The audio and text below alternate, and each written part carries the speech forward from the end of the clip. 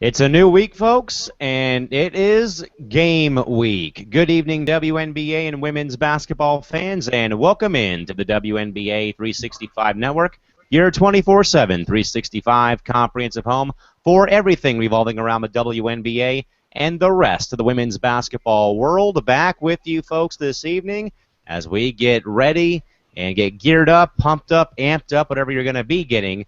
But we're getting hyped up, folks, for the historic 20th season of WNBA basketball, tipping off this Saturday across the WNBA with the last couple of preseason games wrapping up today and tomorrow. And to break down all the roster moves and all the other things going on in the WNBA, welcome in, folks, again, of course, to WNBA 365 Preseason Central, joined tonight, of course, by Eric Nimchok from today's Fast Break in Elmhurst, Illinois, and the SoCal team of Crystal Thomas and Tanisha Stewart, both up in Los Angeles, and Cal McClurg, of course, joining you folks here in studio from Studio 171 in San Diego. Guys, good evening, and we are getting closer and closer to Game 1 of the year for regular season action. Other than that, how is it going tonight? Good to see you. Hello. Hey. Excited. We all are, folks. We all are. And with that, folks, of course, Twitter and live chat box open for you folks, of course, at WNBA 365, at Calamac3, at ShortyMama24, at Pup1010, or at Nemchalky with the hashtag WNBA 365.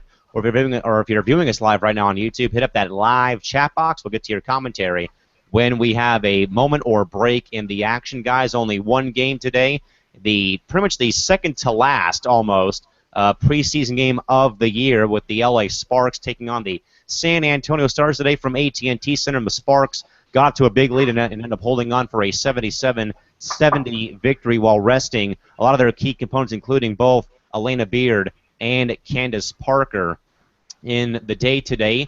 Some notable stat lines for you folks for LA.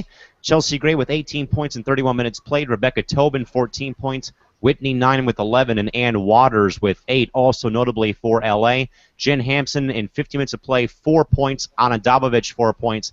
Essence Carson, Crystal Bradford, all with 3. And Brianna Butler in 12 minutes did not register any points tonight. The Sparks did not play Elena Beard or Candace Parker or Jasmine Lister, and did make a couple of roster moves before the game today, notably a couple of cuts that they did make earlier in the day. For San Antonio, notably, Haley Peters, 20 points, Kayla Alexander, 15, Derica Hamby with 14, Alex Montgomery with 7, Sam Logic with 6, and also notably as well for San Antonio, Jane Appel Marinelli held scoreless through 22 minutes of play. Kayla McBride also did not play tonight for San Antonio, nor did Danielle Robinson, nor did recently acquired Mo Curry from Phoenix in a weekend trade, and also not playing today was Moriah Jefferson, also a DNP by the Stars today. Shorty, to L.A. quickly. I know that they did make a couple of roster moves before the game today, but more importantly, this is, I think, about Chelsea Gray in a game where L.A. sat both Parker and Beard today, giving their vets a little bit of a little breather, basically. And again, Chelsea Gray, who they got in that round 2 draft a trade with Connecticut, of course, and I think that perhaps a player that may perhaps solve their PG woes as of late. Shorty, what does the 18-point game by Chelsea Gray, in your mind, say about what LA is getting at the PG and point and guard position for 2016? Well, of course they're going to have to determine whether she will be starting our backup. But just for her stat line, I mean, it looks like she is, a PG that's capable of scoring. Quick 18 points, 4 assists, 5 rebounds. So they definitely have a guard in camp who can, not only dish the rock but also can take over they take over the scoring load as well. So again, it'll be interesting to see where she is placed, whether she's a starter or a backup. But she definitely had a good stat line tonight. Crystal, and I saw some Twitter commentary amongst some of you guys either watching the game or watching the stat tracker, Crystal. But there are two players that really, I guess, would probably stick out in your mind. That was both Rebecca Tobin and Whitney Knight, both who stood out. Again, Knight had 11 points in 14 minutes, made all of her free throws tonight, did go 2 of 4 from beyond the arc today. And then also the night as well was Rebecca Tobin, 26 minutes, 14 points, 6 of 11 from the field. Crystal, these two players obviously right now are more than likely, in my mind, bubble players right now for Los Angeles again. I think though they've had two pretty good showings, I would say, in both the game versus Atlanta on Saturday night and then, of course, today. Crystal, what are your thoughts about these two young kids right now for Los Angeles in your mind between both Rebecca Tobin and Whitney Knight? I like them, especially Becca Tobin, especially coming back from nearly dying last year with that heart situation, and coming back and playing as hard as she has. I mean, from what I've seen of her, she has size. She's mobile. She can move very well. She passes very well. She gets in the passing lanes well. She was doing it all out there for LA. I think she'll be a very good backup. LA definitely doesn't have a bench, and that's something that they've lacked for I don't know how many years now. I was impressed with her. I really like her. I really, really do like her. Whitney Knight, I've been hearing that they like her too.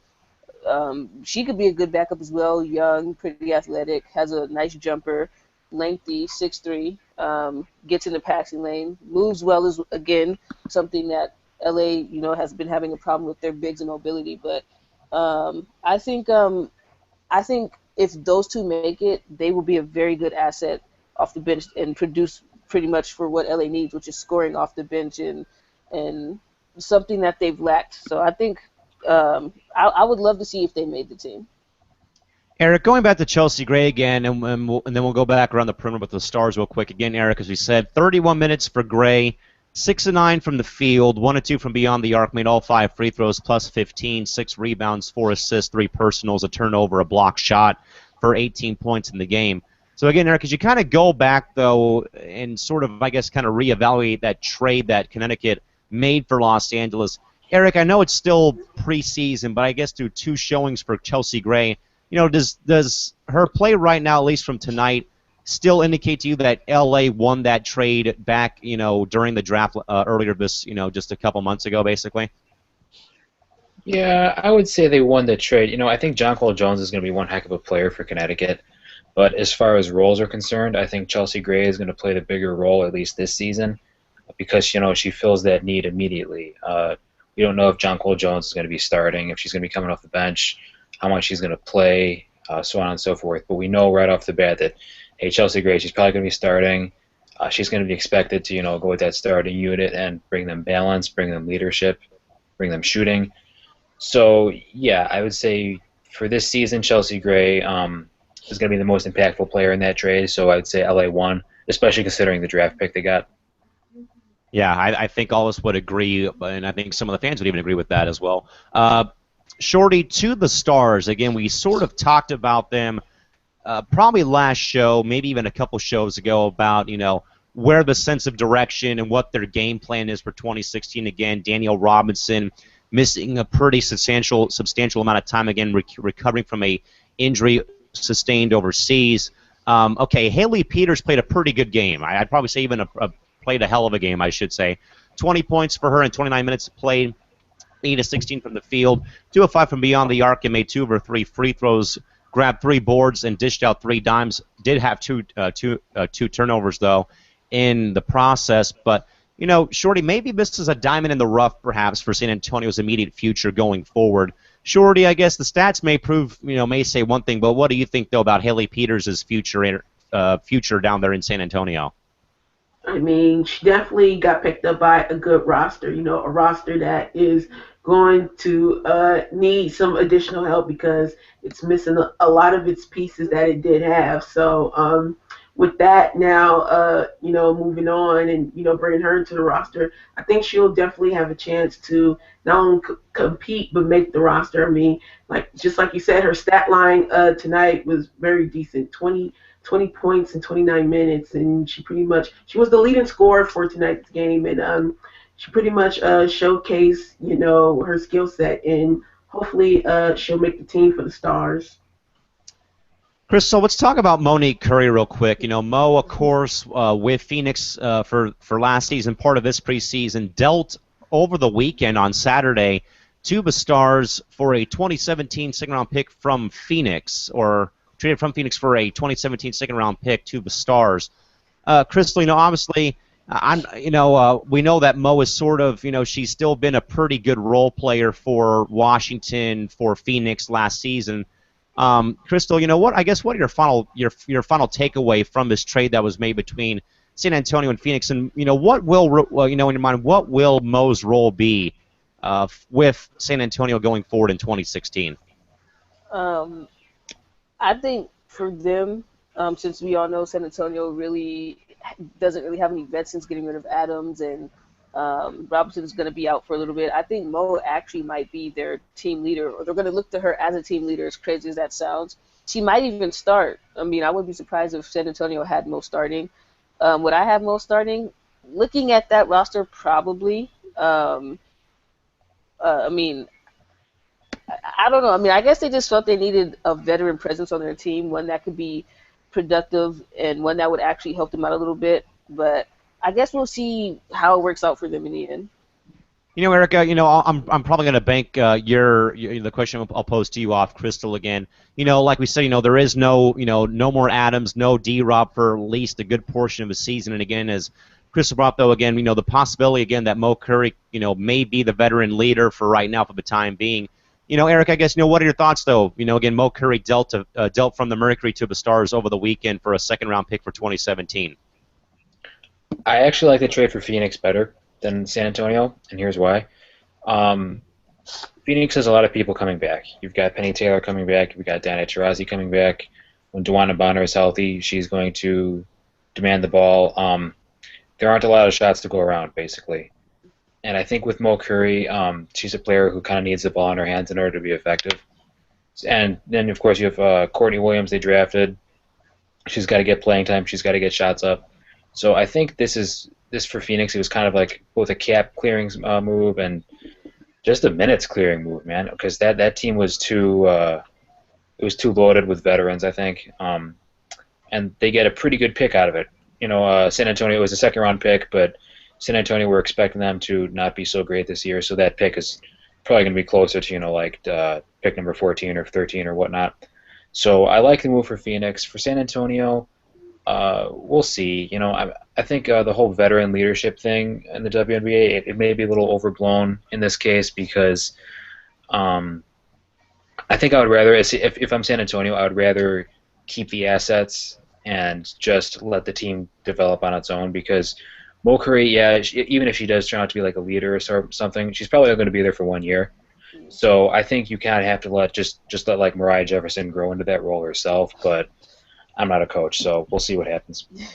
No, Eric, I agree. I think that with how clogged it is in Phoenix right now with so many players on that roster, I'd probably say minutes clearing more so than anything else, perhaps to kind of free up some playing time for the players, folks. Okay, we'll kind of, folks, quickly go over the transactions made over the weekend. There's a lot of them that were made over the past couple days, starting on the 7th, or excuse me, on the 6th on Friday.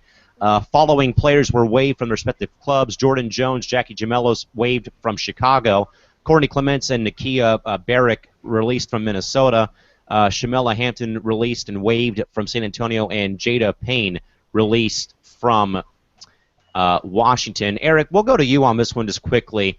And again, we see Jackie Gemelos sadly, on the chopping block from Chicago this year again. We know about her personal knockdown comeback story. And, I'm not sure what happened, Eric, in this case, but, I hope that somebody out there, would give Jackie G another shot. Not because of her personal story, but, that I look to her probably as a veteran leader, I think, in spite of the fact that she's, not been, a pretty established player. Eric, is there any final thoughts you have about Jackie G being released from Chicago? Sad to see her go, man. She became a fan favorite very quickly, not just because of her story, but because in Chicago, she was always so cool to the fans. She's so humble. She's just like a regular person. It was really fun getting to know her, rooting for her especially. Definitely rooting for her along the way. No matter where she goes, I hope she gets another chance somewhere because that'd just be really cool. And folks, will pull over and visit the chat box and welcome in our good buddy, the man of the hour, man with the power too sweet to be sour from Women's Basketball Daily, the man, Steve Rice. His comments about this saying, Laney's development cost Gemelos a spot in his mind. So that's what he says about that going forward. We'll now move guys, to Saturday's transactions from May 7th. Following players, again, were waived or traded or otherwise released from their contracts.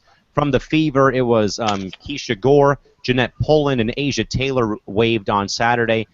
Jennifer Lacey waived from New York, and then Tiffany Bias waived by Phoenix on Saturday.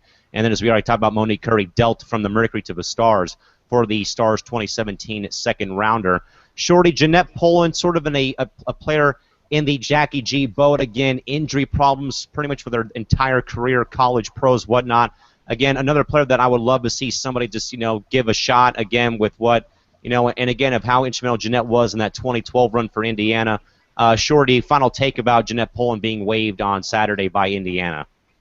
I mean, I could say for Indy fans, it was sort of, I wouldn't say shocking, but it was sort of sad, because they're going to miss her because she was a part of their championship run, and then she dealt with a lot of injuries. But yeah, I would say she had that spot, but Maggie Lucas, oh my goodness, in one of the Fever's playoff games, man. I mean, not playoff, but preseason games. 22 points in in preseason. I mean, she brought it, and of course, she realized that there were spots up for grabs, and she wanted to retain her spot. So she pretty much performed very well in preseason, costing the likes of Saisha Gori and Jeanette Poland, the names we just mentioned, a roster spot. And I just think on the other side, the same thing happened with Tiffany Bias. She came out, had a so-and-so rookie season, but then like the year after when Phoenix drafted Alex Harden, I mean, she, came out and had just a way better season in her rookie year than Tiffany Bias, did. So that also cost her spot as well. So you could say 2015, the year when these two players, came out, definitely had much better years, and it caused people of the likes of Jeanette Poland and Tiffany Bias a spot on their respected rosters. Crystal, looking back over some of the moves again from Saturday, again, that was on May 7th. Crystal, we saw Jennifer Lacey also waived again by the Liberty again. Sort of has been a frog, in pretty much, hopping from lily pad to lily pad. Has sort of been a journeywoman in LA last year. Waived, went to CT, waived by Connecticut, picked up by New York again this year, and also waived. Crystal, do you believe that there is any room for a player like Jen Lacey on any roster for 2016, or what are your thoughts again about seeing Lacey waived once more again by another team? Is there a spot for her on somebody's team this year? Probably. I mean, I'm not sure what GMs or coaches are looking for in her, so maybe. But honestly, I had no idea she was even waived. That's news to me. I wasn't, I didn't hear about that. That was kind of low key. But is there room for her somewhere? Probably. I'm pretty sure someone's gonna want her. I mean, she plays defense.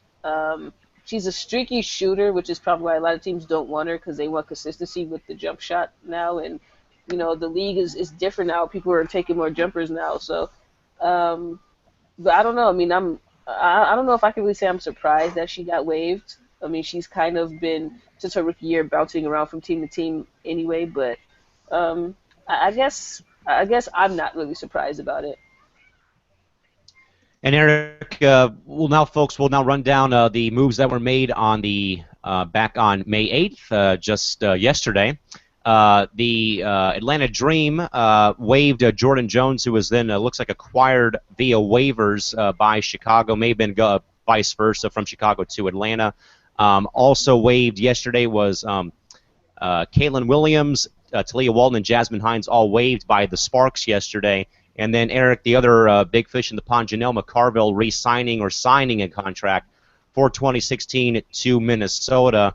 Boy, oh boy, Eric, that post just gets bigger by the day. It looks like, again, with the Lynx again bringing both fouls and now bringing McCarville back into the picture. That paint just got a bit more scary for teams playing Minnesota this year. Eric, thoughts about Janelle McCarville returning back to the Lynx for 2016? It's huge because now she can come off the bench, and if you can play her against second units, that gives you a huge advantage because she's a starting caliber player. Especially with her screen setting ability and her passing and just all the fundamentals and intangibles she brings to the center position. I think she's one of those players who makes everybody else around her better. As much as I hate that cliche, but it's true. She does. She just has all the skills that you want in a role player. So yeah, bringing her off the bench and putting her against second string players, the Lynx are going to have a huge advantage there, I think. Yeah, probably a huge advantage as well. And as Eric said, if you can bring McCarville off the bench to back up fouls, holy Toledo. Folks, moves made today, many moves made today. Visiting some of those transactions today, Victoria McCauley and Brandy Baker all waived by Connecticut. Jude Schimmel and Tori Jaros all waived by Dallas. Minnesota waived Sydney Wallace today. Shelby Chelsick waived by Phoenix today, and Tiffany Bias claimed by Seattle off waivers today, and Washington waived Chelsea Lee, Denaje Grant, and Leah Galdia all waived today by the Mystics today. Earlier moves made. And sure, that does mean, though, to Tiffany Bice. We said we brought her up in the last block of moves made. And now she's going to Seattle again to be with the Storm this year. Shorties, we already talked about, though, about her, sort of being, outplayed, I guess you can say, by Alex Harden when they were both drafted a few seasons ago. Shorty, what do you think about Bice, though, going to Seattle, and does she fit the mold of that roster with the Storm? I'm not as far as playing style, I'm not sure where she necessarily fits, but I can see, Seattle wanting to bring her in and wanting to at least, allow her to showcase, what she could do. Because to be honest, she really didn't show much in Phoenix, so it's kind of hard to say, what she would be capable of doing in things of that nature. But I mean, it's worth bringing her in camp in Seattle and, giving her a shot, letting her, showcase whatever skill set she has, and hopefully for her case she could make the roster. Crystal, again, we see Bias going to Seattle again, claimed via waivers today. That move made earlier this afternoon again, and I saw Bias play a spattering of minutes when Phoenix had played the former Tulsa Shock in the playoffs last year at TSRA, and Crystal, for it being garbage time and then being up by 25, 30 points, she had a couple of, threes, a few baskets here. I think she finished the game with like 8 or 9 points when she came in, late third quarter, mid fourth quarter perhaps. But again, Crystal, with Seattle, being way, and again, as Eric said, though, again, Seattle, I believe, way ahead of schedule with the rebuild right now. Can Bias add, obviously she's adding youth to the roster. But again, does she fit the mold, though, of Jenny Busek's system perhaps in Seattle? I don't know if she'll fit the mold. I mean, even if she does go to Seattle, how much playing time will she really, get over there? Because Seattle you have to remember, have Joe Lloyd. They have Alicia Clark there. We also have to see what they're possibly going to do with, oh man, I just drew a blank. Long day. Monica Wright. There we go. Thank you.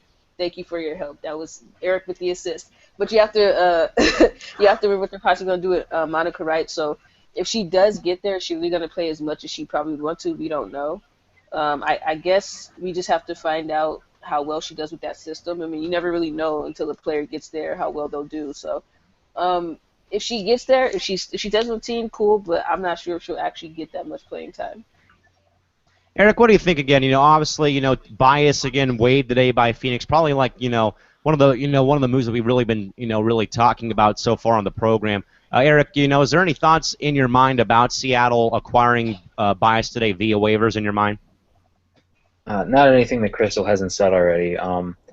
Yeah, I agree. I think at best she's just going to be like a third stringer because when they traded Renee Montgomery for Monica Wright last season, they probably envisioned Monica Wright,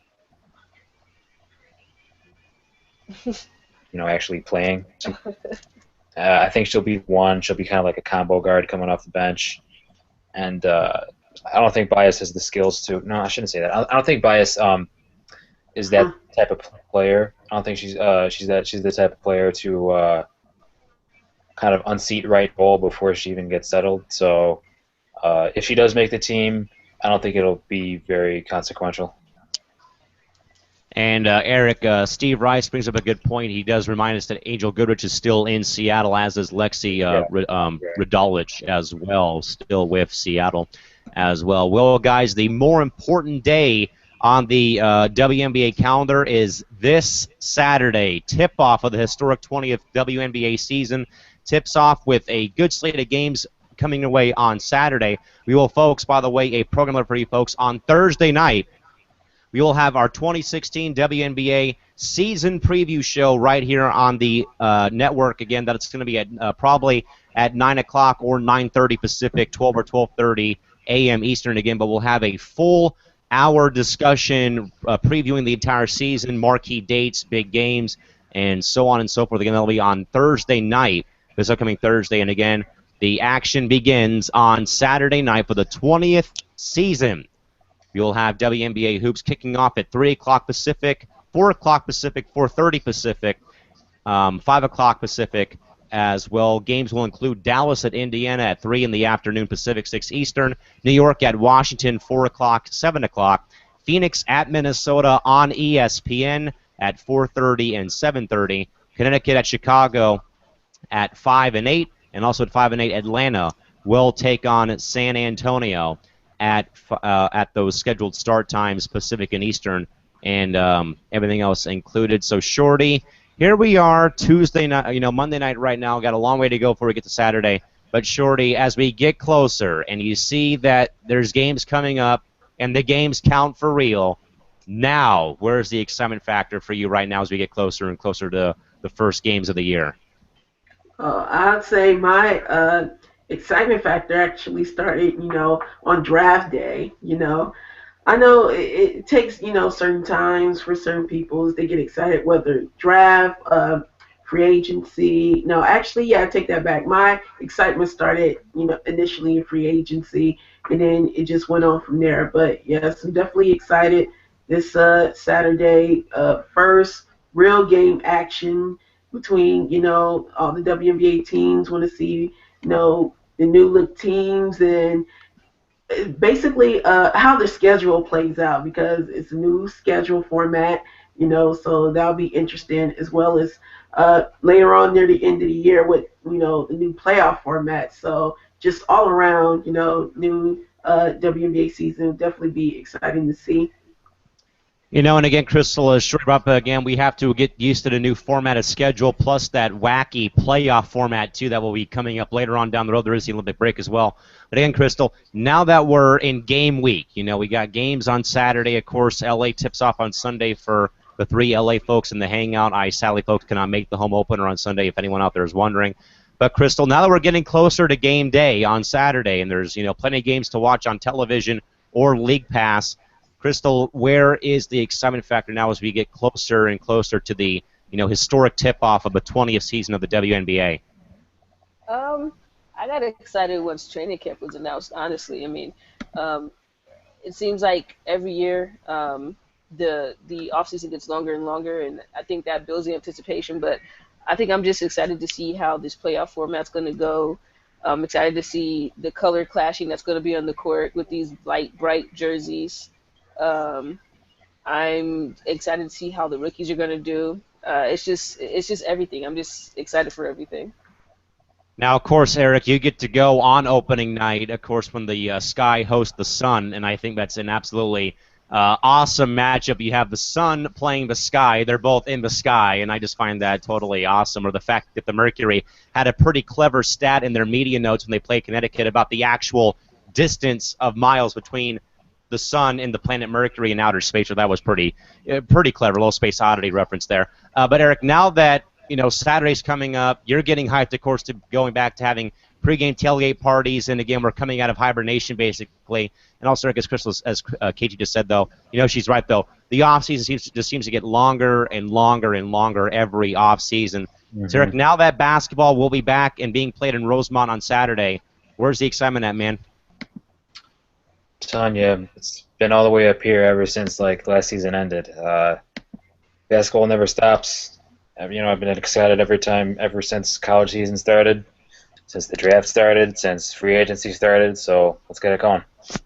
Yeah, let's get it going. So again, folks, to recap again, full slate of games for you folks on Saturday, beginning at 3 o'clock Pacific, Dallas at Indiana, New York at Washington, Phoenix at Minnesota on ESPN, Connecticut at Chicago, and Atlanta will visit San Antonio to kick off the 2016 season. With that, folks, we will sound the final horn right here, and we will revisit you folks back here tomorrow night, back here with the usual suspects at 9:30 PDT to wrap up the last preseason game and final edition of Preseason Central. Again, folks, as a reminder, 2016 WNBA season preview show Thursday night back here on the WNBA 365 Network. Until then, folks, for Eric Nemchok, Crystal Thomas, and Tanisha Stewart, Mrs. Comic Clerk signing off.